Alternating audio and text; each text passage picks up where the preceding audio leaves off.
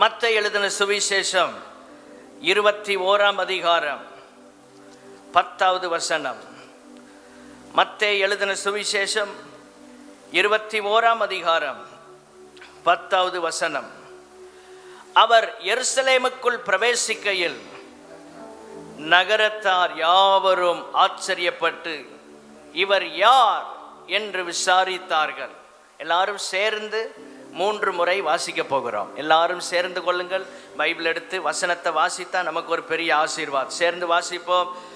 அவர் எருசலேமுக்குள் பிரவேசிக்கையில் நகரத்தார் யாவரும் ஆச்சரியப்பட்டு இவர் யார் என்று விசாரித்தார்கள். அவர் எருசலேமுக்குள் பிரவேசிக்கையில் நகரத்தார் யாவரும் ஆச்சரியப்பட்டு இவர் யார் என்று விசாரித்தார்கள். கடைசி முறை அவர் எருசலேமுக்குள் பிரவேசிக்கையில் நகரத்தார் யாவரும் ஆச்சரியப்பட்டு இவர் யார் என்று விசாரித்தார்கள். எத்தனை முறை வசனத்தை வாசித்தாலும் நமக்கு ஆசீர்வாதம். அல்லேலூயா. நம்ம வேற எதையும் சொல்லலை, வசனத்தை தான் சொல்கிறோம். 100 தடவை வாசித்தாலும் தப்பு இல்லை, 1000 தடவை வாசித்தாலும் தப்பு இல்லை. கர்த்தருக்கு ஸ்தோத்திரம் உண்டாவதாக. சரித்திரத்தில் மிக முக்கியமான நாள் இயேசு கிறிஸ்து பவனியாக சென்ற இந்த நாள். சபை சரித்திரத்தில் ஸ்தோத்திரம் இந்த நாட்களை விசேஷித்த நாட்களாக ஸ்தோத்திரம் சபை சரித்திரத்தில் சொல்லப்பட்டதை நாம் அறிய முடியும்.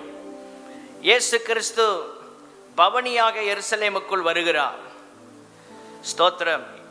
இந்த பவனியை குறித்து 4 சுவிசேஷங்களிலும் சொல்லப்பட்டிருக்கிறது. சில முக்கியமான சம்பவங்கள் மட்டும்தான் 4 சுவிசேஷங்களிலும் இருக்கும். மத்தேயு, மார்க்கு, லூக்கா, யோவான், 4 சுவிசேஷங்கள். ஸ்தோத்திரம். இந்த 4ஐயும் நம்ம சேர்த்து வாசிக்கும் போதுதான் முழுமையான ஸ்தோத்திரம் தகவல்களை, சத்தியங்களை நாம் அறிய முடியும். மத்தேயு 21ஆம் அதிகாரம் 1 முதல் 11 வசனங்கள், மார்க்கு 11ஆம் அதிகாரம் 1 முதல் 11 வசனங்கள், லூக்கா 19ஆம் அதிகாரம் 29 முதல் 40 வசனங்கள், யோவான் 12ஆம் அதிகாரம் 12ஆம் வசனம் முதல் 19ஆம் வசனம் வரை. மறுபடியும் சொல்லுகிறேன். மத்தேயு 21ஆம் அதிகாரம் 1 முதல் 11 வசனங்கள், மார்க்கு 11ஆம் அதிகாரம் 1 முதல் 11 வசனங்கள், லூக்கா 19ஆம் அதிகாரம் 29 முதல் 40 வசனங்கள், யோவான் 12ஆம் அதிகாரம் 12ஆம் வசனம் முதல் 19ஆம் வசனம் வரை. இதிலே நாம் இந்த சம்பவத்தை தெளிவாக அறிந்து கொள்ள முடியும், தெளிவாக நாம் புரிந்து கொள்ள முடியும். இன்னைக்கு கர்த்தர் நம்மோடு பேசுகிற செய்தி வெற்றியுள்ள பவனியின் நோக்கம். வெற்றியுள்ள பவனியின் நோக்கம். நாம் இது ஒரு பாரம்பரியம் என்று நாம் கருதிவிடக்கூடாது. அநேகர் ஒருவேளை அப்படி நினைப்பதற்கும் வாய்ப்பு உண்டு. ஸ்தோத்திரம். அநேகர் வெறும் பாரம்பரியமாக நினைத்து நோக்கத்தை மறந்து போகிறவர்களும் உண்டு. 2ம் ஆபத்தான நிலை. இதை நாம் அனுசரிப்பது மிக நல்லது. இந்த நாளில் இதை தியானிக்கிறதை விட வேற ஒரு நாள் பொருத்தமாக இருக்காது. ஒரு அல்லேலூயா சொல்லாமா? அப்போ சில காரியங்களை சில நாட்களில் நாம் தியானிப்பதற்காக அந்த நாட்களை விசேஷித்து கொள்வது ஸ்தோத்திரம் அதன் ஆழத்தையும் அர்த்தத்தையும் தேவன் ஏற்படுத்தினதற்கான நோக்கத்தையும் புரிந்து கொள்ள நமக்கு அது உதவியாக இருக்கும். இது ஒரு வெற்றியுள்ள பவனியாகவே நாம் வேதத்திலே வாசிக்க முடியும். இயேசு கிறிஸ்து அவர் ஒலிவமலைக்கு அருகான பெத்பகேயுவுக்கு வந்தபோது ஸ்தோத்திரம் மத்தேயுல நம்ம வாசிக்கிறோம். மார்க்கு 11ஆம் அதிகாரத்திற்கு வரும்போது பெத்தானியா என்னும் ஊர்களுக்கு வந்தபோது என்று சொல்லப்பட்டிருக்கிறது. ஸ்தோத்திரம். 2 சீஷர்களை இயேசு கிறிஸ்து அழைக்கிறார். 2 பேரை அனுப்பினார். 2 பேரை அனுப்பினார். இயேசு கிறிஸ்து எதற்கு அனுப்பினாலும் 2 பேராக என்ன செய்கிறார்? அனுப்புகிறார். அதனால தான் நம்ம ஊழியத்துக்கு 2 பேர் என்ன செய்கிறோம்? அனுப்புகிறோம். தனியாக யாரையும் போகிறதில்லை. 2 பேர் குறைந்தது செல்வதற்கு காரணம் இயேசு கிறிஸ்து தான் இந்த முறையை நமக்கு கற்றுக் கொடுத்தார். அவர் சீஷர்களை ஊழியத்திற்கு அனுப்பும் போதும் 2 பேராக என்ன செய்கிறார்? அனுப்புகிறதை நாம் பார்க்க முடியும். ஒருவன் 1000 பேரை துரத்துவான், 2 பேர் 10,000 பேரை துரத்துவார்கள். ஆமென். ஸ்தோத்திரம். ஒருவன் 1000, 2 பேர் சேர்ந்தா நம்ம கணக்கில் 2000, பைபிள் கணக்கில் 10,000. அப்போ எவ்வளவு பவர் அதில் இருக்குன்னு பாருங்க. அங்கே ஒருமனப்படுவது, நம்ம தனியாக ஜெபிக்கிறதற்கும் சபையாய் ஜெபிக்கிறதற்கும் வித்தியாசம் இருக்கிறது. தனியாக ஜெபிக்கிறது எத்தனை மடங்கு? 1000 மடங்கு. சேர்ந்து ஜெபம் பண்ணுவது 2 பேர் சேர்ந்தாலே 10,000 மடங்கு. இப்போ 100கணக்கான பேர் சேர்ந்து இருக்கிறோம், எத்தனை மடங்கு இது வல்லமை இருக்குன்னு யோசித்து பாருங்க. அதனால தான் சபையின் ஜெபத்தை நம்ம ரொம்ப நாடணும், சபையில் ஜெபிக்கிறத விரும்பணும். கர்த்தருக்கு ஸ்தோத்திரம் உண்டாவதாக. ஒரு ஆள் சேர்ந்து 1000 பேரை, ஒரு ஆள் 1000 பேரை துரத்தலாம். அந்த பவர் ஆண்டவர் தர்றார். 2 பேர் சேர்ந்தா 10,000 ஆகுது. எவ்வளோ பெரிய காரியம் பாருங்க. நேற்று உபாச ஜெபத்தில் சொன்னேன், அப்போஸ்தலர் 1ஆம் அதிகாரத்தில் 120 பேருடைய ஜெபம் 3000 பேரை ரட்சிப்புக்குள் வழி நடத்தியது. எத்தனை பேருடைய ஜெபம்? 120 பேருடைய ஜெபம் 3000 பேரை தொட்டது. அந்த 3000 பேர் சாட்சியாய் நின்ற போது 5000 பேரை தொட்டது. இப்படிதான் சபை வளர்ந்தது. தேவனுடைய பிள்ளைகளை நாம் இணைந்து ஒருமனமாய் நின்று ஜெபிக்கும் போது, வேதத்தை தியானிக்கும் போது, ஊழியம் செய்யும் போது மிகவும் அது வெற்றியுள்ளதாக இருக்கும். 2 பேரை இயேசு கிறிஸ்து அனுப்புகிறார். அனுப்பும் போது அவர்களிடத்திலே சொல்லி விடுகிறார், யாராகிலும் உங்களுக்கு ஏதாகிலும் சொன்னால் இவைகள் ஆண்டவருக்கு வேண்டும் என்று சொல்லுங்கள். 2 பேரை அனுப்புறாரு. ஸ்தோத்திரம். இவைகள் ஆண்டவருக்கு வேண்டும் என்று சொல்லி அனுப்புகிறார். யாருக்கு வேண்டும்? ஆண்டவருக்கு வேண்டும். நீங்கள் ஜெபத்தில் சொல்லுங்க, ஒவ்வொரு ஆத்துமாக்களையும் பார்க்கும்போது சொல்லுங்க, இந்த ஆத்துமா இயேசுவுக்கு வேண்டும், இந்த வண்ணாரப்பேட்டை இயேசுவுக்கு வேண்டும், இந்த திருநெல்வேலி மாவட்டம் ஆண்டவருக்கு வேண்டும். ஆமென். உங்க சொந்தக்காரங்க பேரை சொல்லி ஜெபம் பண்ணுங்க, ஆண்டவரே இந்த நபர் இயேசுவுக்கு வேண்டும், இந்த ஆத்துமா இயேசுவுக்கு தேவை. இப்ப இயேசு கிறிஸ்து எதை சொல்லுகிறார்? கழுதை. ஸ்தோத்திரம். அது ஒருவரும் ஒரு காலம் ஏறிராத கழுதை என்பதை மார்க் எழுதின சுவிசேஷம் 11ஆம் அதிகாரம் ஸ்தோத்திரம் 2ஆம் வசனத்திலே நாம் வாசிக்கிறோம். மனுஷர் ஒருவரும் ஒரு காலம் ஏறிராத கழுதை. யாரும் பயன்படுத்தாததை கர்த்தர் கேட்கிறார். லூக்கா 19ஆம் அதிகாரம் 30ஆம் வசனத்திலும் அது சொல்லப்பட்டிருக்கிறது. மனுஷரில் ஒருவனும் ஒரு காலம் ஏறிராத கழுதை குட்டி என்று சொல்லப்பட்டிருக்கிறது. ஸ்தோத்திரம். கழுதை குட்டி. யோவான் 12ஆம் அதிகாரம் 15ஆம் வசனத்திலும் சொல்லப்பட்டிருக்கிறது. இப்படி ஒவ்வொரு பாயிண்ட்டுக்கும் நம்ம 4 சுவிசேஷங்களையும் ரெஃபர் பண்ணா ஸ்தோத்திரம் நேரம் ஆயிரும். சொல்லிட்டு போறேன், நீங்க வீட்டில் போய் தியானம் பண்ணுங்க. இது ஆண்டவருக்கு வேண்டும். அதைத்தான் கர்த்தர் சொல்றார். ஸ்தோத்திரம். யாருக்கு வேண்டும்? ஆண்டவருக்கு வேண்டும். நம்முடைய வாழ்க்கை ஆண்டவருக்கு வேண்டும். உங்கள் பிள்ளைகள் ஆண்டவருக்கு வேண்டும். யாரும் பயன்படுத்தாத நிலையில, புறம்பாக்கப்பட்ட நிலையில, ஸ்தோத்திரம், ஒருவரும் விரும்பாத அல்லது ஒருவரும் யூஸ் பண்ணாத ஒரு நபரா உங்க வாழ்க்கை இருக்கலாம். நீங்கள் கர்த்தருக்கு வேண்டும் என்று கர்த்தர் சொல்லுகிறார். இந்த காலை நேரத்தில் ஆண்டவர் உங்களோடு பேசுகிறார். நீங்கள் கர்த்தருக்கு தேவை. ஆமென். யோவான் 12:15 கழுதை குட்டியை கண்டு அதன் மேல் ஏறி போனார் என்று சொல்லப்பட்டிருக்கிறது. ஸ்தோத்திரம். கழுதை குட்டியை கண்டு ஏறி போனார். உடனே அனுப்பி விடுவான். அப்படி சொல்லி கர்த்தர் அவங்களை அனுப்புறார். 3ஆம் வசனம் மத்தேயு 21:3. ஆண்டவருக்கு வேண்டும் என்று சொல்லுங்கள், உடனே அவைகளை அனுப்பி விடுவான். கழுதை குட்டியில போறாரு, கழுதையும் கூட வருது. ஸ்தோத்திரம். ஆண்டவருக்கு வேண்டும். அவர்களை அனுப்பினார். அவர்களை அனுப்பினார். எதற்காக அனுப்புகிறார்? எதற்காக அனுப்புகிறார்? கழுதையை கட்டவிழ்த்து கொண்டு வருவதற்காக. இன்றைக்கு ஏன் நம்மை அனுப்புகிறார் தெரியுமா? அந்த உலகத்துக்குள்ள சபையில வந்து ரட்சிப்பை கொடுத்து, அபிஷேகத்தை கொடுத்து, நம்மளை ஞானஸ்நானத்துக்குள்ள நடத்தி, ஸ்தோத்திர, நம்மை ஆசீர்வதித்து, இந்த சர்ச் ஆராதனை முடிஞ்சு நம்மளெல்லாம் வீட்டுக்கு அனுப்புறது எதுக்காகனா, கழுதை குட்டியை அவிழ்த்து, கழுதையை அவிழ்த்து இயேசுவண்டை நாம் கொண்டு வருவதற்காக. அனுப்பப்பட்டவர்களுடைய வேலை ஒன்று இருக்கிறது. இந்த காலை நேரத்தில் ஒரு தீர்மானம் எடுங்கள். ஆண்டவரே, எங்களை நீர் அனுப்புவதற்கு ஒரு நோக்கம் இருக்கிறது, அதை நிறைவேற்றி முடிக்க கர்த்தர் உதவி செய்வீராக. ஆமென். எங்களை அனுப்புவதற்கு ஒரு நோக்கம் இருக்கிறது. ஆமென். ஸ்தோத்திரம். எங்களை அனுப்புவதற்கு ஒரு நோக்கம் இருக்கிறது. அவர்களை அனுப்பினார் என்று சொல்லப்பட்டிருக்கிறது. 2 பேரை அனுப்பினார், ஆண்டவருக்கு வேண்டும் என்று சொல்லி அனுப்பினார். அடுத்து நம்ம பார்க்கும்போது ஸ்தோத்திரம், இதெல்லாம் தீர்க்கதரிசியினால் முன்னறிவிக்கப்பட்டது என்பதை நாம் அறிய வேண்டும். மற்ற 21:5 தீர்க்கதரிசியினால் உரைக்கப்பட்டது நிறைவேறும்படி இதெல்லாம் நடந்தது.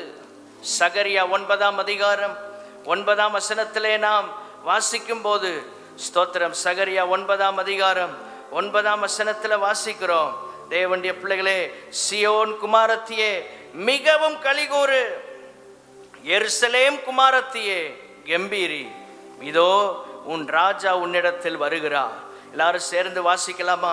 அவர் நீதி உள்ளவரும் இரட்சிக்கிறவரும் தாழ்மையுள்ளவரும் கழுதையின் மேலும் கழுதை குட்டியாகிய மரியின் மேலும் ஏறி வருகிறவருமாயிருக்கிறார். கழுதை குட்டிக்கு தான் பெயர் மரி.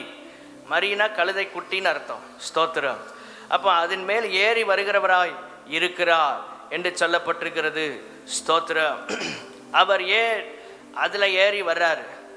அடுத்த வசனத்திலேயே நமக்கு இருக்கு, சமாதானம் கூறுவார், அவர் ஜாதிகளுக்கு சமாதானம் கூறுவார். 10ஆம் வசனத்தில் இருக்கு, எப்ராஹீமின் என்று ரதங்களையும் எருசலேமின் என்று குதிரைகளையும் அற்றுப்போக பண்ணுவேன், யுத்த வில்லும் இல்லாமல் போகும், அவர் ஜாதிகளுக்கு சமாதானம் கூறுவார். கைகளை உயர்த்தி அல்லேலூயா சொல்லுவோம்.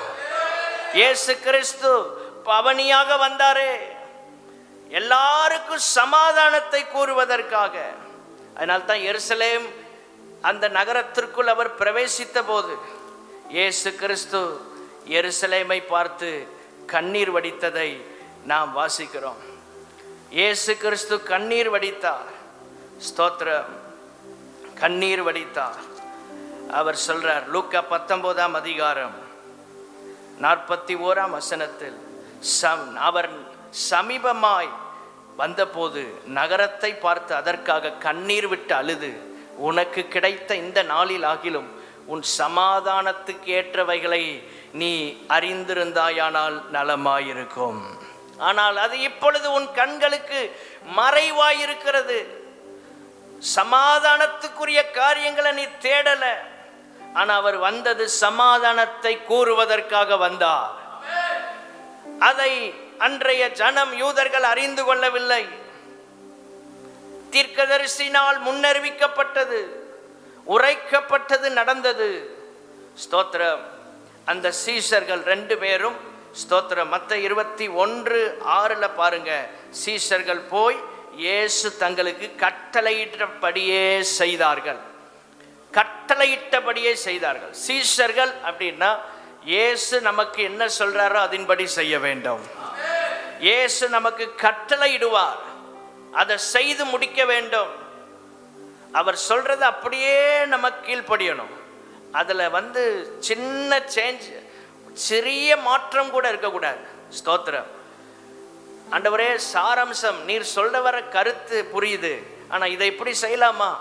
ஆண்டவர் சொல்ற காரியத்தை அவர் சொல்லுகிற விதத்தில் செய்வதற்கு கர்த்தர் நமக்கு கிருபை தருவாராக. ஆமென். ஸ்தோத்திரம். கழுதை தானே வேணும் ஆண்டவரே, கழுதை குட்டி தானே வேணும். நாங்க எங்கேயாவது பிடிச்சிட்டு வரோன்னு போகல, எந்த இடத்த சொல்லி அனுப்புனாரோ அந்த இடத்துல போய் கழுதையும் கழுதை குட்டியையும் அவிழ்த்து கொண்டு வருகிறார்கள். இன்னைக்கு அநேக நேரம் நம்ம பாதி கீழ்ப்படிவோம், பாதி கீழ்ப்படிய மாட்டோம். ஆண்டவர் சொல்றாரு, நான் சொன்னதை அப்படியே செஞ்சா ஆசீர்வாதம். மரியாள் அன்றைக்கு அதைத்தான் சொன்னாங்க. அவர் உங்களுக்கு என்ன சொல்லுகிறாரோ அதன்படி செய்யுங்கள். அதன்படின்னு என்ன? அந்த மெத்தடை ஃபாலோ பண்ணுங்க. புதுசா ஒன்று இல்லை, அவர் என்ன சொல்றாரோ அதன்படி செய்யுங்கள். யோவான் 2ஆம் அதிகாரம் 5ஆம் வசனம். அதன்படி செய்கிற அனுபவம். அவர் சொல்றதை அப்படியே செய்யணும். அதான் சபை. இயேசு மணவாளன், இயேசு என்ன சொல்றாரோ மணவாட்டியாகிய சபை அதை செய்யணும். ஆண்டவர் அதற்காகத்தான் நம்மை ஏற்படுத்தி இருக்கிறார்.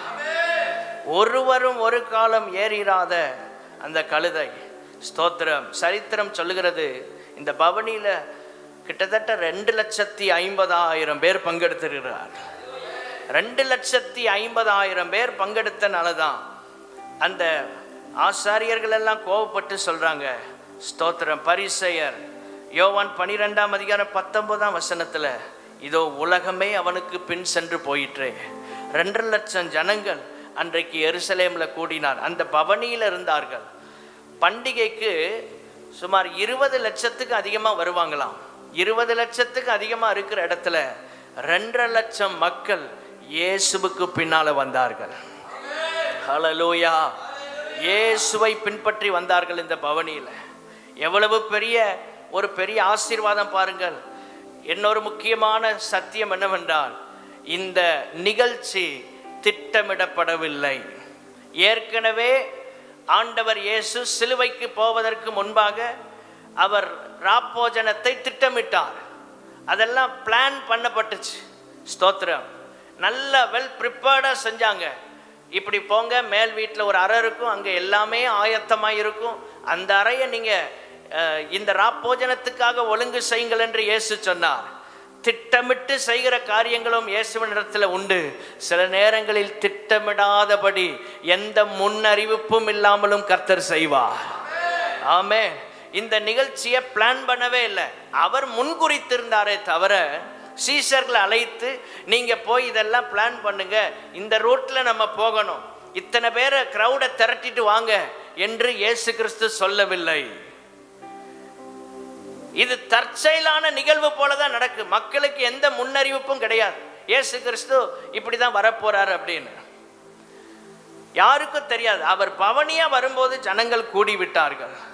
சீஷர்களுக்கு என்ன செய்ய வேண்டும் என்று முன்கூட்டி அவர் சொல்லி கொடுத்து கூட்டிட்டு வரல. அந்த நேரத்தில் எல்லாம் இயல்பா நடக்க கர்த்தர் உதவி செய்தார். சில நேரங்களில் ஒன்றுமே நம்ம திட்டமிடாமல் இருக்கலாம் வாழ்க்கையில. ஆனால் எல்லாவற்றையும் கர்த்தர் சில நேரங்களில் நமக்கு அற்புதமாக மாற்றி தருகிறவர். கைகளை உயர்த்தி அல்லேலூயா சொல்லலாமா? 4 குறிப்புகளை இன்றைக்கு நாம் தியானிக்க போகிறோம். கர்த்தருக்கு மகிமை உண்டாவதாக. வெற்றியுள்ள பவனி நோக்கம். 4 குறிப்புகளை நாம் தியானிக்க கர்த்தர் நமக்கு உதவி செய்வாராக. ஸ்தோத்திரம். இயேசு கிறிஸ்து இந்த கழுதையில் அப்படியே எருசலேமுக்குள்ள நுழைகிறார், எருசலேமுக்குள்ள வருகிறார். எதற்காக அவர் கழுதையில் வந்தார்? சமாதானத்திற்காக. சமாதானத்திற்காக. சரித்திரம் சொல்லுகிறது, அப்படியே அவர் பவனியா வரும்போது 2 வழிகள் பிரிந்ததாம். ஒன்று இடது பக்கம், இன்னொன்று வலது பக்கம். வலது பக்கம் பிலாத்துவின் அரண்மனைக்கு செல்லுகிற பாதை, இடது பக்கம் ஸ்தோத்திரம் அது நேரடியாக தேவாலயத்துக்கு செல்லுகிற பாதை. இப்போ மக்கள் எல்லாரும் இந்த 2,00,000 பேர் என்ன நினைச்சாங்கன்னா, இயேசு கிறிஸ்து ராஜாவாயிட்டார். நேரடியா பிலாத்து அரண்மனையில் போய் அவன் சிங்காசனத்தை காலி பண்ணி அங்க இயேசு உட்கார போறாருன்னு ஒரு கூட்டம் நினைச்சிட்டு இருக்கு. நேரடியா அவர் போறார். ஸ்தோத்திரம். ஏன்னா அவர் ராஜா. ராஜா. ஸ்தோத்திரம். அவரை ஜனங்கள் உயர்த்த ஆரம்பித்தார்கள், மகிமைப்படுத்த ஆரம்பித்தார்கள். அங்கே சொல்லப்பட்டிருக்கிறது மத்தேயு 21ஆம் அதிகாரம் 9ஆம் வசனத்தில், முன்னடப்பாரும் பின்னடப்பாரும் ஆகிய திரளான ஜனங்கள் தாவீதின் குமாரனுக்கு ஓசன்னா என்று சொல்லி ஆர்ப்பரித்தார்கள். அப்பதான் எருசலேமுக்குள்ள அவர் பிரவேசிக்கும் போது மக்கள் கேட்குறாங்க, இவர் யார்? யாருப்பா அது? வித்தியாசமா இருக்கு, ஒரே கூச்சல் போட்டு பெருங்கூட்டம் வருதே. ஸ்தோத்திரம். யார் என்று கேட்டபோது 11ஆம் வசனத்தில் அதற்கான பதில் இருக்கிறது. இவர் கலிலேயாவில் உள்ள நாசரேத்திலிருந்து வந்த தீர்க்கதரிசியாகிய இயேசு. யார் அவர்? தீர்க்கதரிசியாகிய இயேசு. ஆமென் என்று அங்கே சொல்லப்பட்டது. ஸ்தோத்திரம். மனத்தாழ்மையை குறிக்கிறது. இயேசு ராஜாதான். அவர் ராஜாவா இருந்த போதும் ராஜ வாழ்க்கை வாழவில்லை. அதை நாம் புரிந்து கொள்ள வேண்டும். இயேசு ராஜாவாகத்தான் இருந்தார். ஆனால் அவர் ராஜ வாழ்க்கை அனுபவிக்காம அவர் பெரும்பான்மை தன்னை அடையாளப்படுத்தி கொண்டது ஏழை மக்களோடு, கஷ்டப்படுகிறவர்களோடு, எளிமை உள்ளவர்களோடு தன்னை அடையாளப்படுத்தி கொண்டார். இயேசு கிறிஸ்துவின் 3 வருஷ ஊழிய அனுபவத்தை பாருங்கள். எல்லாருக்கும் ஊழியம் செய்த போதும் அநேக நேரங்களில் அவரோடு இருந்தவர்கள் எல்லாம் ஸ்தோத்திரம் ஏழை எளிய மக்கள். அவர் அவ்வளவு மேன்மையுள்ள ராஜாவாக இருந்தாலும் எல்லா மேன்மைகளையும் விட்டு இந்த பூமியிலே தாழ்மையின் ஸ்தோத்திரம் கோலமாக மனத்தாழ்மையோடு அவர் வந்து ஊழியம் செய்தார். ஆமென், ஸ்தோத்திரம். அவர் ராஜா, ஆனால் அவரிடத்தில் தாழ்மை இருந்தது. இன்றைக்கு நாம் கற்றுக்கொள்ள வேண்டிய ஒரு சத்தியம், தேவனுடைய பிள்ளைகளே, கர்த்தர் நம்மை ராஜா வீட்டு பிள்ளைகளாய் வைத்திருக்கிறார், ராஜாக்களாக ஆசாரியர்களை மாற்றி இருக்கிறார். ஆனால் நமக்கு இருக்க வேண்டிய ஒரு பிரதானமான ஒரு தகுதி, மனத்தாழ்மையாய் கர்த்தரை சேவிக்க கர்த்தர் உதவி செய்வாராக. ஒரு கைகளை உயர்த்தி அல்லேலூயா சொல்லலாமா? எதையோ குறித்த பெருமை உங்க வாழ்க்கையில இருந்தா இன்னைக்கு விட்டுருங்க. ஆண்டவரே, எதை குறித்த பெருமை எனக்கு வேண்டாம், ஸ்தோத்திரம், நீர் என்னோடு இருப்பது தான் எனக்கு மேன்மை. எதையோ ஒன்றை பெருமையாக நினைச்சிட்டு இருந்தா இன்னைக்கு அதெல்லாம் விட்டு இறங்க கர்த்தர் உதவி செய்வாராக. ஜனங்கள் இயேசுவை கனம் பண்ணினார்கள், அவர் மனத்தாழ்மையா இருந்தார். ஆனால் ஜனங்கள் இயேசுவை கனம் பண்ணினார்கள். சரித்திரத்துல இஸ்ரவேல் தேசத்துல ஸ்தோத்திரம், குதிரையை விட ஒட்டகத்தின் விலை அதிகமாகும். குதிரையை விட, அந்த ஒட்டகத்தை விட கழுதையின் விலை அதிகமாகும். ஸ்தோத்திரம், சரித்திரம் சொல்லுகிறது, நமக்கு தெரியல. குதிரையை விட ஒட்டகத்தின் விலை அதிகம், ஒட்டகத்தை விட கோவேறு கழுதை. ஸ்தோத்திரம். அவ பாருங்க, ஆண்டவர் ஸ்தோத்திரம், நம்ம பார்வையில் அது ரொம்ப அற்பமா இருக்கு. மனுஷன் பார்வையில் எப்படி இருக்கிறது? அற்பமாய் இருக்கிறது. ஸ்தோத்திரம். நம்ம ஊர்ல அதை எதுக்கு பயன்படுத்துறோம்? ரொம்ப ஏதோ ஒரு சுமை சுமக்கிறதற்காகத்தான் பயன்படுத்தப்படுகிறது. அது யாரும் கண்டுகொள்ள மாட்டாங்க. அப்படிதான் இருந்துச்சு. அதை ஆண்டவர் அற்புதமாய் மாற்றினார். ஸ்தோத்திரம். தேவனுடைய பிள்ளைகளே, வஸ்திரங்கள் எல்லாம் விரித்தார்கள், தங்களுடைய மேன்மையெல்லாம் கீழே இறக்கினார்கள், அவரை கனம் பண்ணினார்கள், இயேசுவுக்கு மகிமையை செலுத்தினார்கள். நம்ம வாழ்க்கையின் எவ்வளவு மேன்மை ஆண்டவர் தந்திருந்தாலும் எல்லா மேன்மைகளையும் நாம் அவர் சமூகத்தில் இறக்கி வைத்து, ஆண்டவரை, என்னை நான் பெரிதாய் நினைப்பதற்கு ஒன்றுமில்லை, எல்லாம் உடைய கிருபை என்று எத்தனை பேர் அறிக்கை செய்றீங்க? கைகளை உயர்த்தி ஆண்டவரை பார்த்து சொல்லாம, ஆண்டவரே, நீர் எங்கள் தந்த எல்லா மேன்மைகள் ஆசீர்வாதங்களுக்காய் ஸ்தோத்திரம், எல்லாவற்றையும் உடைய சமூகத்திலே நாங்கள் கீழே இறக்கி வைக்கிறோம், எல்லாவற்றையும் கீழே நாங்கள் இறக்கி வைக்கிறோம். இதற்கு நாங்கள் பாத்திரவான்கள் அல்ல, நீர் எங்களுக்கு தந்ததெல்லாம் உடைய கிருபை ஆண்டவரே. அறிக்கை செய்யலாமா? ஆண்டவர் அந்த மனத்தாழ்மையை நம்மிடத்தில் எதிர்பார்க்கிறார். அந்த மனத்தாழ்மையை கர்த்தர் நம்மிடத்தில் எதிர்பார்க்கிறார். ஸ்தோத்திரம். இன்றைக்கு ஆண்டவருடைய சமூகத்தில் தீர்மானத்தோடு, நீர் எவ்வளவு எங்களை ஆசீர்வதித்தாலும் மேன்மைகளை தந்தாலும், ஆண்டவரே, உம்மை ஆராதிக்கும் போது மனத்தாழ்மையோடு, ஆண்டவரே, எங்கள் வாழ்நாளில் எப்பொழுது இந்த மனத்தாழ்மையை அணிந்து கொள்ள கிருபை தாரும். வெளிப்படுத்தின விசேஷம் 4ஆம் அதிகாரம் 10ஆம் வசனம், 24 மூப்பர்கள் சிங்காசனத்துக்கு மேல் வீற்றிருக்கிறவருக்கு முன்பாக வணக்கமாய் விழுந்து சதா காலங்களிலும் உயிரோடு இருக்கிறவரை தொழுது கொண்டு தங்கள் கிரீடங்களை சிங்காசனத்துக்கு முன்பாக கீழே இறக்கி வைத்தார்கள். இன்னைக்கு ஆண்டவர் நமக்கு தந்திருக்கிற கிரீடம், மேன்மைகள், இதெல்லாம் கீழே இறக்கி வைக்கணும். ஆராதனையில், ஆராதனை நேரம் நம்ம அலட்சியமா இருக்கக்கூடாது, ஆராதனை நேரம் நம்ம உறங்கிடக்கூடாது. ஆராதனை நேரம் நம்முடைய கிரீடங்களை கீழே இறக்கி வைக்கிற நேரம். எல்லாரும் சொல்லுங்க, கிரீடங்களை கீழே. ஸ்தோத்திரம். ஆராதனை நேரம்னா அதான், வர்ஷிப் டைம் அப்படின்னா நம்முடைய மேன்மை எல்லாம் கீழே இறக்கிடணும். நம்முடைய உயர்வுகள், ஸ்தானங்கள், மேன்மைகள் எல்லாம் அவர் பாதத்தில் வச்சுட்டு, நீரே எல்லாவற்றுக்கும் பாத்திரர் ஆண்டவரே. அந்த ஆராதனையை தான் கர்த்தர் அங்கீகரிக்கிறார். எல்லாரும் ஒரு ஆமேன் சொல்லாமா? ஆண்டவர் சமூகத்தில் கீழே இறக்கிருங்க. கந்தாக என்பவளுக்கு மந்திரியா இருந்தவன் ஞானஸ்நானம் எடுப்பதற்கு ரதத்தை விட்டு அவனே இறங்குறான். அவனுக்கு கீழே இறங்குறதுக்கு ஒரு பிரசங்கம் பண்ணலை. இன்னைக்கு நம்ம தாழ்மைக்கு பல பிரசங்கம், ஆனாலும் தாழ்மை வரமாட்டேங்கி. ஸ்தோத்திரம். தேவனுடைய பிள்ளைகளே, ஆண்டவர் நம்ம கூட இருக்கிறாருங்கிற உணர்வு வந்தோடனே, ரட்சிக்கப்பட்ட உடனே ஒன்று நினைக்கணும், இது என்னால் உண்டானதல்ல, அவருடைய கிருபை. என்னைக்கு ரட்சிக்கப்படுறோமோ அதுக்கப்புறம் நம்ம ஜீரோ தான். அவருடைய கிருபையில் தான் வண்டி ஓடும். பேஸ்மெண்ட்டு கிரேஸில் தான் இருக்கு, கிருபையில் தான் இருக்கு, ஃபவுண்டேஷனு. அந்த கிருபையை நம்ம பெறன்னா என்ன செய்யணும்? தாழ்மையாக இருக்கணும், கிரீடங்களை இறக்கி வைக்கணும். நம்ம வாழ்நாளின் எல்லா பகுதியிலும் கிருபை தேவை. ஏதோ கொஞ்ச நாள் கிருபையில் வாழ்ந்துட்டு போயிடலாம் இல்லை, கடைசி வர தேவ கிருபை நம்மை நிரப்பி காத்து கொள்ள வேண்டும். யாக்கோபு 4:6 தேவன் அதிகமான கிருபையை அளிக்கிறாரே, ஆதலால் தேவன் பெருமை உள்ளவர்களுக்கு எதிர்த்து நிற்கிறார், தாழ்மை உள்ளவர்களுக்கோ கிருபை அளிக்கிறார் என்று சொல்லி இருக்கிறது. 10 கர்த்தருக்கு முன்பாக தாழ்மைப்படுங்கள், அப்பொழுது அவர் உங்களை, எல்லாரும் சொல்லுங்க, அவர் உங்களை உயர்த்துவார். கிரீடங்களை இறக்கி வச்சா கர்த்தர் நம்மளை உயர்த்துவார். தாழ்த்த தாழ்த்த உயர்வு வரும். எல்லாரும் சொல்லுங்க, தாழ்த்த தாழ்த்த. நம்ம உயரணும்னு நினைச்சிட்டோம்னா கர்த்தர் சமூகத்தில் ரொம்ப தாழ்த்திட்டே இருக்கணும். உயரணுங்கிறதுக்காக அல்ல, உண்மையா ஆண்டவரை நேசித்து தாழ்த்தணும். ஏதோ ஒன்றை பெற வேண்டும் என்பதற்காக அல்ல, உண்மையாவே நம்ம ஆண்டவரே எங்கிட்ட ஒன்றும் இல்லைப்பா, எல்லாம் உங்க கிருபை. எந்த இடத்துல நம்மளை பெருசா நினைக்கிறோமோ அந்த இடத்துல கர்த்தர் செயல்பட மாட்டார். மறுபடியும் சொல்றேன், எந்த இடத்துல நம்மளை பெரிதாய் நினைக்கிறோமோ அந்த இடத்துல கர்த்தர் செயல்பட மாட்டார். அவர் சொல்வாரு, நீயே உன்னை பெரிய ஆளா நினைக்கிற, நீயே அதை பார்த்துக்கோ, இந்த பிரச்சனையை நீயே டீல் பண்ணுன்னு விட்டுருவாரு.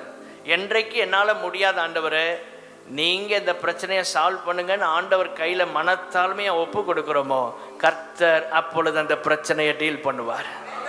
உங்கள் வாழ்க்கையின் பிரச்சனைகள் தீரன்னா சிம்பிளாக ஒரு வழி, மனத்தாழ்மையோடு கர்த்தர் கையில் ஒப்பு கொடுங்க. என்னால் முடியாதுங்கிறத உண்மையாக சொல்லணும், வெறும் வாயால் அல்ல. அந்த நிலைக்கு வந்தால் கர்த்தர் நம்மளை உயர்த்துவார். ஓசன்னா என்று ஆர்ப்பரித்தார்கள். ஓசன்னா என்பது எபிரேய வார்த்தை, தமிழ் வார்த்தை கிடையாது, எபிரேய வார்த்தை. அதற்கு அர்த்தம் என்ன? இன்று எங்களை ரட்சியும் கர்த்தாவே, இன்று எங்களை ரட்சியும். என்னைக்கோ ரட்சிக்கப்படல, இன்னைக்கு எங்களை ரட்சிங்கப்பா கர்த்தாவே, இன்று எங்களை ரட்சியும். அந்த வழி அப்படியே வலது பக்கமா போற வழியில இயேசு போயிடுவாரு. இன்னைக்கு ஒரு பெரிய ரட்சிப்பு உண்டாகும் சொல்லி அவர்கள் வேறொரு அர்த்தத்தில் இதை சொன்னார்கள். ஆனால் இதற்கு உண்மையான அர்த்தம் நமக்கு தெரியும். நம்முடைய ஆண்டவர் உலகத்தின் ராஜ்யத்தை ஸ்தாபிக்க வரல, பரலோக ராஜ்யத்தை நம்முடைய இருதயத்தில் ஸ்தாபிக்க வந்திருக்கிறார். அவர் சொன்னார், என்னுடைய ராஜ்யம் இவ்வுலகத்துக்குரியது அல்ல, இவ்வுலகத்துக்குரியது அல்ல. ஸ்தோத்திரம். அந்த ராஜ்யத்துக்கு தேவனுடைய பிள்ளைகளாகிய நம்மை கொண்டு போவதற்காகத்தான் கர்த்தர் வந்திருக்கிறார். கைகளை உயர்த்தி அல்லேலூயா சொல்லலாமா? ஸ்தோத்திரம். ரொம்ப முக்கியமான காரியம் நம்முடைய வாழ்க்கையில். தேவனுடைய பிள்ளைகளே, ஆண்டவர் என்னை இவ்வுலகத்துக்குரிய நபராய் அல்ல, பரலோகத்துக்குரிய நபராய் என்னை பார்க்கிறார். மறுபடியும் சொல்றேன், உங்களை இந்த உலகத்துக்குரிய நபரா கர்த்தர் பார்க்கல, பரலோகத்துக்குரிய நபரா கர்த்தர் பார்க்கிறார். ஆண்டவரே, நான் இவ்வுலகத்துக்குரியவன் அல்ல. ஸ்தோத்திரம். பரலோகத்துக்கு நாம் சொந்தமானவர்கள். ஆண்டவர் நமக்கு தந்த ஆசீர்வாதங்கள், கிருபைகள் எல்லாம் இந்த உலகத்தோடு முடிவதற்கல்ல, பரலோகத்திற்கு நாம் செல்ல வேண்டும். பரலோகத்துக்குரியவர்களாய் நாம் வாழ வேண்டும். தேவனுடைய பிள்ளைகளே, இந்த பவனி அப்படியே வலது பக்கம் போகல, இடது பக்கம் தேவாலயத்துக்கு நேராக வருகிறது. ஆலயத்தை நோக்கி வருகிறார் இயேசு கிறிஸ்து. தேவனுடைய பிள்ளைகளே, நம்முடைய நடைகள், நம்முடைய பாதை, ஸ்தோத்திரம், உலக மேன்மையை தேடி போகக்கூடாது, பிலாத்து அரண்மனையை தேடி இல்லை, மனத்தாழ்மையாய் ஆராதிக்கிற தேவ சபையை தேடி வருவதாக. இயேசு கிறிஸ்துவுக்கு அவ்வளவு மேன்மை, அவ்வளவு புகழ்ச்சி, என்ன ஸ்தோத்திரம், ஆரவாரம், ஆர்ப்பாட்டம். அவருக்கு அவ்வளவு பெரிய கிரவுட் வந்துருச்சு, 2.5 லட்சம் பேர் வந்துட்டாங்க. நேரா அரண்மனைக்கு போகல, அவர் தேவாலயத்துக்கு வந்தா. ஆண்டவரே, எவ்வளவு நீர் எங்களை உயர்த்தினாலும், எவ்வளவு புகழ்ச்சிக்குரிய இடத்துல நாங்கள் இருந்தாலும், எங்கள் கால்கள் இந்த சபையில் நிற்க கர்த்தர் உதவி செய்வீராக.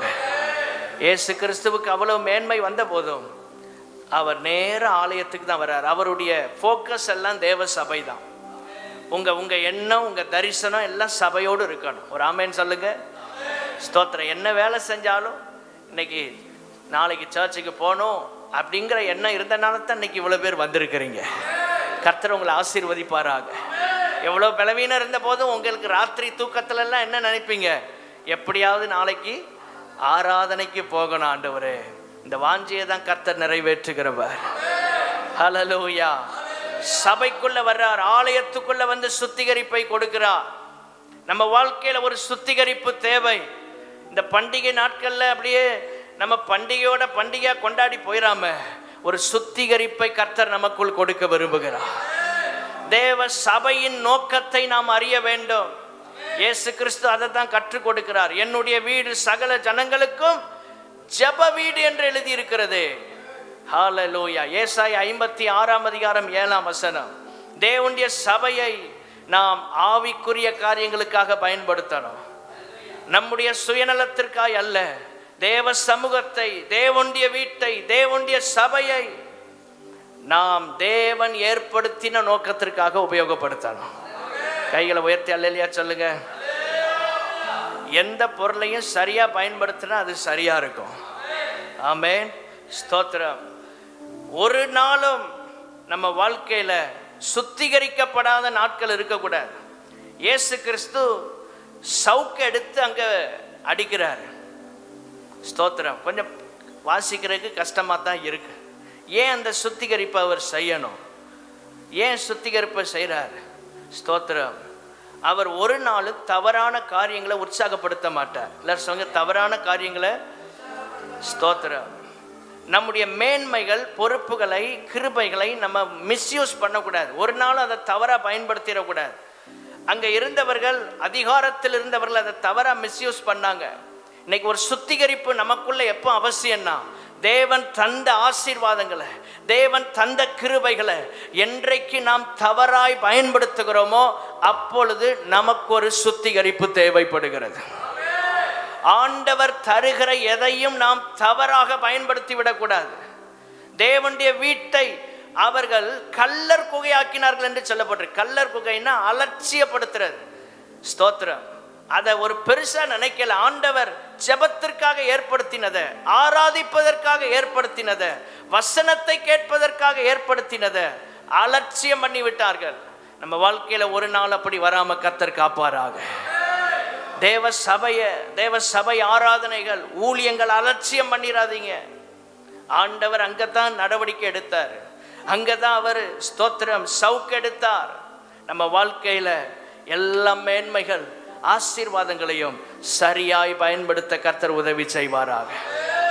தேவனுடைய வீட்டை வசனத்தை கேட்பதற்கு, ஜெபிக்கிறதற்கு, ஆராதிக்கிறதற்கு, ஊழியம் செய்கிறதுக்கு, நிறைய கிருபைகளை பெறுவதற்கு, 4 பேருக்கு ஆசீர்வாதமா இருக்கிறதற்கு இந்த சபையை நாம் பயன்படுத்த வேண்டும். கைகளை உயர்த்தி அல்லேலூயா சொல்லாமா. அப்படி அந்த பவனி அங்கே நிறைவடைந்தது. ஒவ்வொரு நாளும் இயேசு கிறிஸ்து ஸ்தோத்திரம் பெத்தானியாவில் ஸ்தோத்திரம் நிறைவு செய்கிறதை நாம் வேதத்திலே பார்க்க முடியும். தேவனுடைய பிள்ளைகளே, 4 காரியங்களை சொல்லுகிறேன். முதலாவது, அற்புதத்தை கேள்விப்பட்டவர்கள். யோவான் 12:18. யோவான் 12:18 அங்கே வாசிக்கிறோம். அப்படிப்பட்ட அற்புதத்தை அவர் செய்தார் என்று ஜனங்கள் கேள்விப்பட்டதினால் அவர்கள் அவருக்கு எதிர்கொண்டு போனார்கள். இந்த பவனியில ஸ்தோத்திரம் 4 முக்கியமான காரியங்களை நம்ம பார்க்கிறோம். ஒன்று, அற்புதத்தை கேள்விப்பட்ட கூட்டம். இன்னைக்கு கேள்விப்படுறாங்க நிறைய பேர். இயேசு நல்லவர், இயேசு அற்புதம் செய்கிறவர், இயேசு சுகமளிக்கிறவர், இயேசு பாவத்தை மன்னிக்கிறவர் என்று ஒரு கூட்டம் கேள்விப்படுகிறது. கேள்விப்பட்டாதான் இயேசுவை தேடி வருவாங்க. எல்லாரும் சொல்லுங்க, கேள்விப்பட்டாதான் இயேசுவை தேடி வருவாங்க. சபை பெருகணும்னா இந்த சபையில் அற்புதம் நடக்கிறது என்பதை ஜனங்கள் கேள்விப்பட வேண்டும். ஆமென். ஸ்தோத்திரம். ஜனங்கள் கேள்விப்பட வேண்டும். அதான் முக்கியமான ஒரு காரியம். ஸ்தோத்திரம். இயேசு அற்புதம் செய்கிறவர், கேள்விப்பட்டார்கள். இரண்டாவதாக லூக்கா 19:37 வரும்போது, லூக்கா 19:37 அவர் ஒலிவ மலையின் அடிவாரத்துக்கு சமீபமாய் வருகையில் திரளான கூட்டமாகிய சீஷர் எல்லாரும் தாங்கள் கண்ட சகல அற்புதங்களையும் குறித்து சந்தோஷப்பட்டார்கள். கண்ட சகல அற்புதங்கள். இந்த பவனியில் 4 விதமான ஒரு கிரவுட் இருக்கிறது. கண்டவர்கள், முதல்ல கேள்விப்பட்டவர்கள், இரண்டாவது கண்டவர்கள். இந்த பவனியின் நோக்கம் என்ன? இயேசு நல்லவர் என்பதை ஜனங்கள் கேள்விப்படுவது மாத்திரமல்ல, இரண்டாவது அவரை காண வேண்டும். அற்புதத்தை நேரடியாக பார்த்த ஒரு கூட்டம், ஸ்தோத்திரம், அங்கே இருந்தது. நேரடியாக பார்த்த கூட்டம். அவர் செய்த ஒவ்வொரு அற்புதங்களையும் நேரடியாக கண்டார்கள். அப்பதான் சொன்ன, கர்த்தருடைய நாமத்தினாலே வருகிற ராஜா ஸ்தோத்தரிக்கப்பட்டவர். லூக்கா 19:38. ஸ்தோத்தரிக்கப்பட்டவர். ஸ்தோத்திரம். கண்டார்கள். ஆண்டவரே, இன்றைக்கு அற்புதத்தை காண உதவி செய்வீராக. கேள்விப்படுகிற கூட்டத்தில் நின்றக்கூடாது, காண்கிற நிலைக்கு எங்களை கொண்டு வாங்கப்பா. ஆதி அப்போஸ்தலர்கள் நாட்கள்ல அற்புதத்தை கண்ணார கண்டார்கள். எல்லாரும் சொல்லுங்க, கண்ணார. உங்க வீட்டில் அற்புதம் நடக்கிறத நீங்க பார்க்கணும். உங்க குடும்பத்துக்குள்ள கர்த்தர் அற்புதம் செய்வதை நீங்க பார்க்க வேண்டும். தோமா இயேசு கிறிஸ்துவை கண்டான், அவரை தரிசித்தான். சீஷர்கள் அவரை கண்டார்கள். இன்றைக்கு இயேசுவை காண்பதற்கு, அவர் செய்கிற கிரியைகளை காண்பதற்கு கர்த்தர் நமக்கு உதவி செய்வாராக. கேள்விப்பட்டோம், யாருக்கோ செஞ்சாரு, சபையில சாட்சி வாசிக்கிறாங்க, யாருக்கெல்லாமோ நடந்துன்னு கேள்விப்படுறதில்லை. ஆண்டவரை, எங்க வாழ்க்கையில நீங்க செய்கிறத ஆண்டவரை நாங்கள் காணணும். இந்த கூட்டம் பார்த்தது. சீஷர் எல்லாரும் தாங்கள் கண்ட சகல அற்புதங்கள். சுத்தி இருக்கிறவங்களுக்கு அற்புதம் செய்யறாரு. பேதுருவின் மாமி சுகமாகிறான், அதை பார்க்கிறான் பேதுரு. நீங்க யோவான் 12ஆம் அதிகாரத்தில் இந்த பவனிக்கு முன்பாகத்தான் 11ஆம் அதிகாரத்தில் லாசருவை இயேசு உயிரோடு எழுப்புகிறார். லாசருவை இயேசு உயிரோடு எழுப்புகிறார். அதுக்கப்புறம் தான் இந்த நிகழ்வுகள் எல்லாம் நடக்கிறதை நாம் பார்க்கிறோம். லாசரு உயிரோடு எழும்பி சில நாட்களுக்குள் இப்போ அவர் பவனியாக வருகிறார். அப்போ இந்த அற்புதத்தை கண்ட கூட்டம் அங்கே இருக்கிறது. மூன்றாவது, மத்தேயு 21ஆம் அதிகாரம் 14ஆம் வசனம். அப்பொழுது குருடரும் சப்பானிகளும் தேவாலயத்தில் அவரிடத்திற்கு வந்தார்கள், அவர்களை சொஸ்தமாக்கினார். எல்லாரும் சொல்லுங்க, அவர்களை. மூன்றாவது, அற்புதத்தை அனுபவிப்பவர்கள், அனுபவித்தவர்கள்.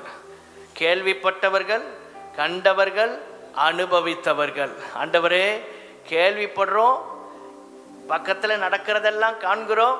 மூன்றாவது, அனுபவிக்க உதவி செய்யும் ஆண்டவரே. யாருக்கோ செஞ்சாருன்னு போயிடாம எங்களுக்கு செஞ்சாருன்னு சொல்ற அளவில் ஆண்டவரை அனுபவிக்க கிருபை தாங்க. ஆண்டவர் ஏன் இந்த பவனியை கொண்டு போறார்? ஸ்தோத்திரம். இன்றைக்கு ஆண்டவர் சொல்றாரு, கேள்விப்படுற நிலையில அல்ல இயேசுவை குறித்து, காண்கிற நிலையிலே மற்றவங்களுக்கு செய்யறத பார்த்துட்டு போற நிலையில அல்ல, அனுபவிக்கிற நிலைக்கு கர்த்தர் நம்மை கொண்டு வர விரும்புகிறார். நம்ம வாழ்க்கையில கர்த்தர் ஒன்றை செய்ய வேண்டும், அதைத்தான் ஆண்டவர் நம்மிடத்தில் எதிர்பார்க்கிறார். இன்னைக்கு ஆண்டவர் சமூகத்தில் சொல்லுங்க, என் வாழ்க்கையில ஒரு அற்புதம் செய்யும் ஆண்டவரே, எனக்கு ஒரு புதிய வழியை திறப்பீராக, எனக்கு தெய்வீக சுகத்தை கொடுப்பீராக. ஆமென். அனுபவித்தவர்கள்.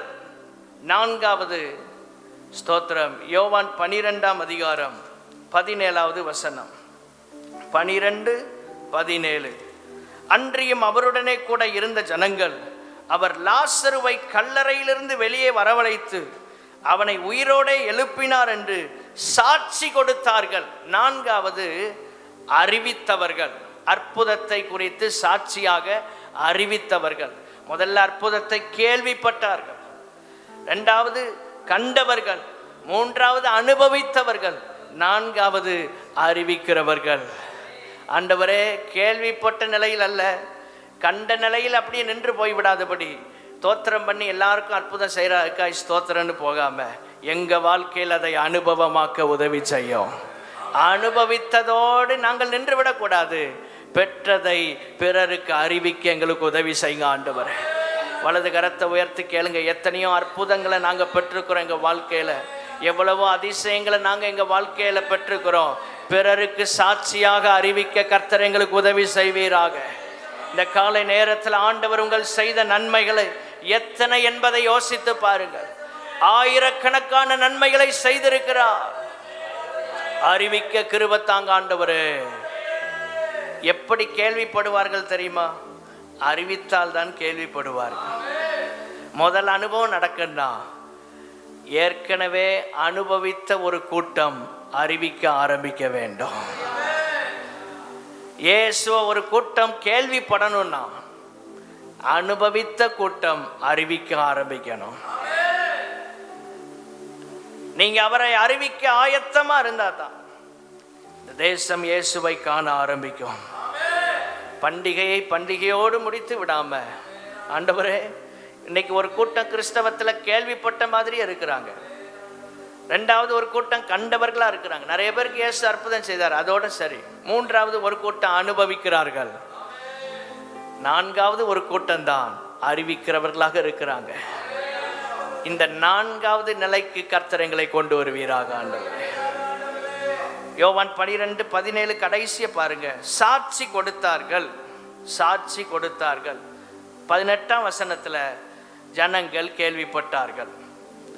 அப்போ அறிவிக்கிறார்கள். 17 அறிவிக்கிறாங்க, 18 கேள்விப்படுறாங்க. ஜனங்கள் ஒரு கூட்டம் இயேசுவை கேள்விப்படணும்னா அனுபவித்த நாம் அறிவிக்கிறவர்களாய் மாற வேண்டும். இந்த சபை ஆத்துமாக்களால் நிரம்பணும்னா அனுபவித்து போற நிலையில் அல்ல, அறிவிக்கிற நிலைக்கு எங்களை கொண்டு வாங்கப்பா. எவ்வளவோ அற்புதத்தை எங்களுக்கு செய்றீங்க, எவ்வளவோ கிருபைகளை தர்றீங்க. எங்களோடு வேலை செய்கிறவர்கள், எங்களுக்கு கீழே வேலை செய்கிறவங்க, எங்களுக்கு மேலே இருக்கிற அதிகாரிகள், ஆண்டவர் எங்களோடு படிக்கிறவர்கள், எங்க குடும்பத்தில் உள்ளவர்கள் இயேசுவை கேள்விப்படுவதற்கு நாங்கள் அறிவிக்கிறவர்களாய் மாற வேண்டும். ஹல்லேலூயா. அறிவிக்க வேண்டும் இயேசுவை. இயேசுவை ஒருவன் அறிவிக்காவிட்டால் எப்படி இந்த தேசத்துக்கு இயேசுவை குறித்த செய்தியை அவன் கேள்விப்பட முடியும்? பவுல் அதைத்தான் ஆணித்தரமாக சொல்லுகிறார். சமயம் வாய்த்தாலும் வாய்க்காவிட்டாலும் திருவசனத்தை எல்லாரும் சொல்லுங்க, ஜாக்கிரதையாக பிரசங்கம் பண்ணுங்கள். ஸ்தோத்திரம். சமயம் வாய்க்குதோ வாய்க்கலையோ திருவசனத்தை நாம் ஜாக்கிரதையாக பிரசங்கம் பண்ண வேண்டும். 1 தீமோத்தேயு 2:4 எல்லா மனுஷரும் ரட்சிக்கப்படவும் சத்தியத்தை அறிகிற அறிவை அடையவும் அவர் சித்தமுள்ளவராயிருக்கிறார். ஆமென்.